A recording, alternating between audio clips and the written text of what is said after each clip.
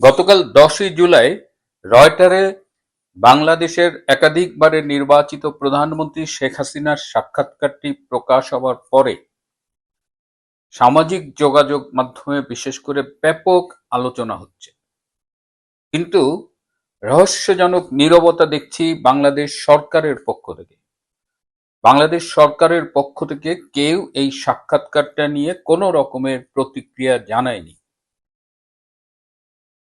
এখন সরকার কেন প্রতিক্রিয়া জানালো না সেটি নিয়ে আমরা অনুসন্ধান করেছি এবং আজকে সেই বিষয়টি নিয়ে আলোচনা করব। এর সাথে রয়েছে চট্টগ্রামে ভয়াবহ বিপর্যয় দেখা দিয়েছে পানিবদ্ধতার কারণে। শেষ পর্যন্ত সাথে থাকবেন।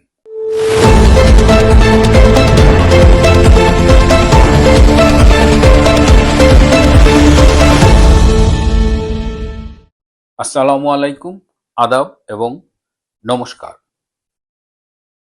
গত 2রা জুলাই বৃহস্পতিবার রয়টারের পক্ষ থেকে শেখ হাসিনার সাথে কথা বলা হয়। একটি সাক্ষাৎকারের ব্যাপারে আগের থেকেই অ্যাপয়েন্টমেন্ট করা ছিল ফোনে এবং সেদিন সাক্ষাৎকারটি শুরু হয়। কিন্তু সেদিন শেখ হাসিনা অন্যান্য কিছু কাজে ব্যস্ত ছিলেন বলে সেদিন আর সাক্ষাৎকারটি শেষ হয়নি। কিন্তু পরের দিন 3রা জুলাই শুক্রবার একেবারে সকাল থেকে কয়েক ঘন্টা ব্যাপী টেলিফোনে এই সাক্ষাৎকারটি গ্রহণ করা হয় এবং এই সাক্ষাৎকারটি গতকাল 10ই জুলাই প্রকাশিত হয়েছে।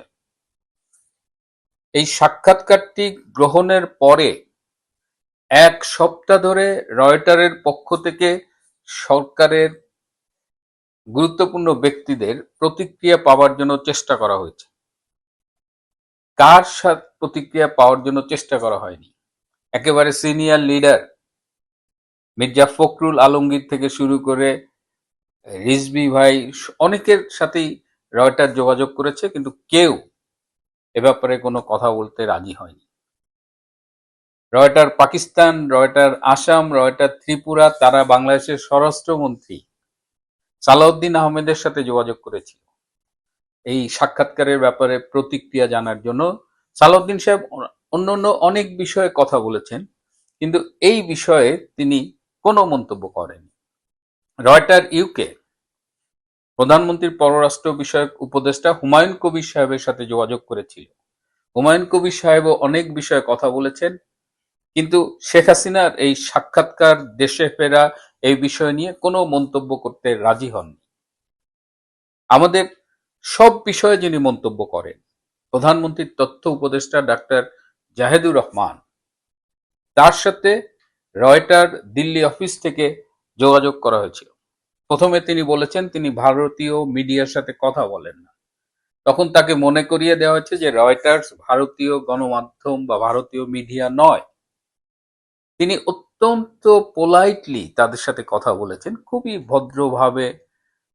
কিন্তু তিনি এই বিষয়ে কোনো মন্তব্য করতে রাজি হননি। তিনি বলেছেন যে তিনি এই ব্যাপারে কনসার্ন পিপল না। তখন তাকে বলা হচ্ছে আপনি তো সব বিষয়ে মন্তব্য করেন, তাহলে এ বিষয়ে কেন মন্তব্য করবেন না?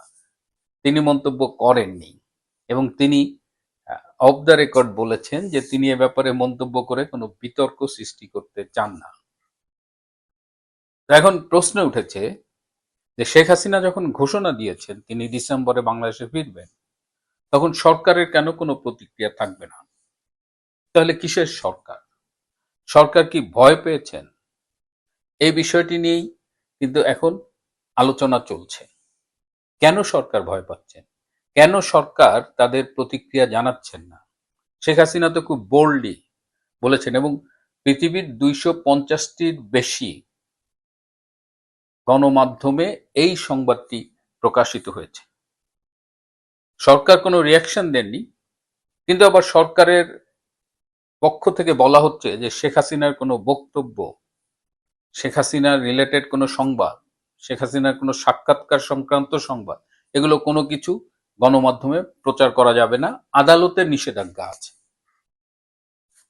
এই যে আদালতের নিষেধাজ্ঞা আছে, এটি মনে করিয়ে দিচ্ছে সরকার, সরকারের তথ্য উপদেষ্টা, এটি আবার পত্রিকায় আসছে। তাহলে সেটাও তো শেখ হাসিনা সংক্রান্ত এক ধরনের প্রচার। তাহলে সরকার একদিকে বলছে আদালতের দোহাই দিয়ে যে শেখ হাসিনার বক্তব্য প্রচার করা যাবে না, আবার নিজেই সরকার এই বিষয়ে খবর তৈরি করছে। মানে সরকার পড়েছে শেখ হাসিনাকে নিয়ে মানে উভয় সংকটে। রাজনৈতিক দলগুলো কি বলছে? বিএনপি জানিয়েছে যে তারা আইনের প্রতি শ্রদ্ধাশীল, তো শেখ হাসিনা ফিরলে আইনিভাবে সেটিকে মোকাবেলা করা হবে। জামাতের আমির ডক্টর শফিকুর রহমান, যাকে আপনারা চুম্মা শফিক বলেই ডাকেন, তিনি বলেছেন এই সাক্ষাৎকার এবং শেখ হাসিনার ফেরা এর মধ্য দিয়ে তিনি একটি দীর্ঘমেয়াদী ষড়যন্ত্রের আভাস পাচ্ছেন। আর জামাতের বি টিম এনসিপি বলেছেন যে তাকে আসার পরে ফাঁসিতে ঝুলানো হবে।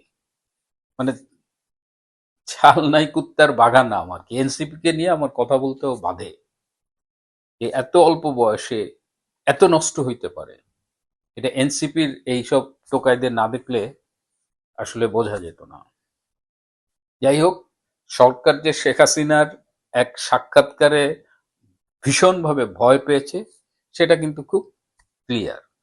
এদিকে চট্টগ্রামে ভয়াবহ জলাবদ্ধতা দেখা দিয়েছে।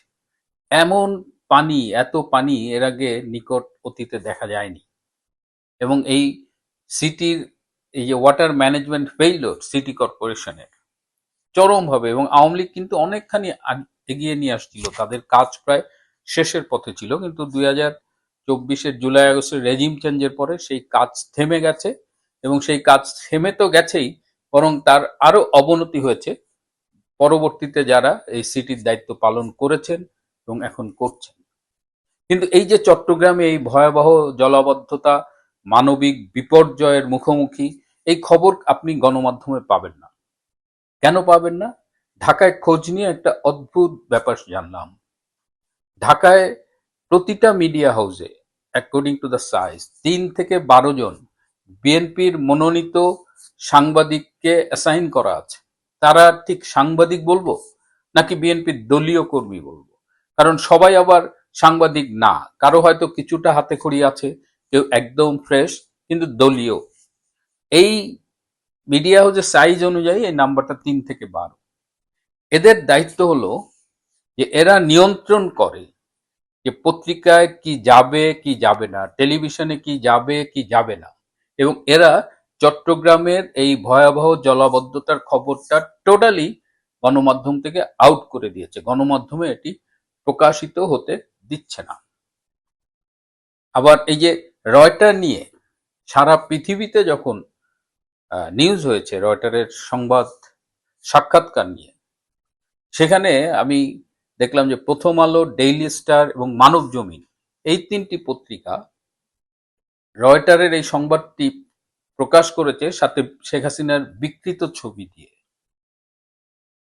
মানে আপনি রয়টারের নিউজ প্রকাশ করেছেন, আপনি রয়টারের ছবি দেন, মানে তাদের একটু বেশি আতঙ্ক। গণমাধ্যম তো গলা টিপে ধরেছেই, কিন্তু গণমাধ্যমের স্বাধীনতা নিয়ে যারা এতদিন কথা বলেছেন, যারা টক শোতে এসেছেন, তারা কেউ কিন্তু আজকে গণমাধ্যমের স্বাধীনতা নিয়ে কথা বলছে না। গণমাধ্যমের গলায় যে পা দিয়ে বিএনপি তার টুটি চেপে ধরেছে, সেটি নিয়ে কিন্তু আমাদের সিভিল সোসাইটি আজকে খুব বেশি কথা বলছে না।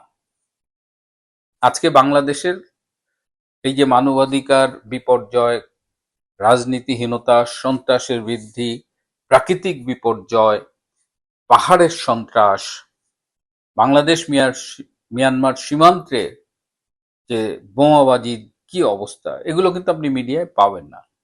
যে কারণে আজকে বাংলাদেশের মানুষকে নির্ভর করতে হচ্ছে এই আমাদের মতো সামাজিক যোগাযোগ মাধ্যমের বা ইউটিউবের বিভিন্ন পরিবেশনার উপর, কিংবা দেশের বাইরে থেকে প্রকাশিত প্রচারিত গণমাধ্যমের উপর। দিল্লি থেকে আজ কথা বলছি। আজকে সকালে দিল্লি এসেছি। মালয়েশিয়ার চ্যাপ্টার আপাতত শেষ। আজ এ পর্যন্তই। ভালো থাকবেন, সুস্থ থাকবেন, তার চেয়েও জরুরি হলো নিরাপদে থাকবেন। সবাইকে অনেক ধন্যবাদ।